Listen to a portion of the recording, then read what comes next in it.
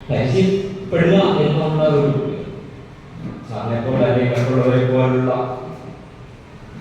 എത്രയോ മഹാത്മുണ്ട്. അപ്പോൾ എന്താണ് ഭഗവത്ഗീത എന്ന് നമുക്കറിയാം. ഭഗവത്ഗീതയിൽ എന്താണെന്നുള്ളത് അറിയാം. ഭഗവത്ഗീത എന്താണെന്ന് അറിയാം. ഭഗവത്ഗീതയിൽ എന്തുകൊണ്ടാണെന്ന് അറിയാം. നമ്മളതിൽ ഭഗവത്ഗീത അറിയണം. നമ്മളതിൽ യോഗ്യരാണോ? മെറ്റാഗീത, എബോട്ട് ഗീത അതറിഞ്ഞാൽ തന്നെ കുറേയൊക്കെ ആവും. ബ്രഹ്മം അറിയാൻ ശ്രമിക്കുമ്പോൾ നാം ബ്രഹ്മമായി. അറിവാണ്, അത് ജ്ഞാനമാണ്. ബ്രഹ്മം, പ്രജ്ഞാനം, ബ്രഹ്മം അങ്ങനെയുള്ള ഒരു തലത്തിൽ നിൽക്കുന്ന സംസ്കാരമാണ്, ധർമ്മമാണ് നമ്മളുടെ ഭാരതീയ സനാതന ധർമ്മം, ശാസ്ത്രമാണ് ഇത്.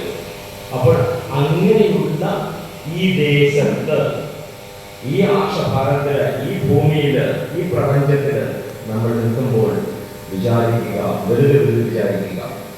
അങ്ങനെ വിചാരിക്കണമെന്നുണ്ടെങ്കിൽ ഒറ്റമൂലി എവിടെ കിട്ടും? പറയുകയോ ഡോക്ടറെ എനിക്ക് തലവേദന പെട്ടെന്ന് മാറുന്ന ഒരു ഇഞ്ചക്ഷൻ ഉണ്ടോ എന്ന് ചോദിക്കുന്ന പോലെ ഏറ്റവും വലിയ ഒറ്റമൂലി ആണ് ഭഗവത്ഗീത എന്ന് പറഞ്ഞുകൊണ്ട് തുടങ്ങാം. ഇനിയോ എന്താ ഭഗവത്ഗീത എന്ന് അറിയണം. ഭഗവത്ഗീത എന്താണെന്ന് അറിയണം. അതിന്റെ മഹത്വം, അത് നമ്മൾക്ക് വലിയ മഹത്വമുള്ളതാണെങ്കിൽ നമ്മളെപ്പോലെ നമ്മൾ അറിയണം. ആ മഹത്വം എടുക്കാനുള്ള കപ്പാസിറ്റി നമുക്കുണ്ടോ എന്നൂടെ അറിഞ്ഞു കഴിയുമ്പോൾ ഏതാണ്ടൊക്കെ പരിചയപ്പെടാനുള്ള നെസസറി സ്റ്റാൻഡേർഡ്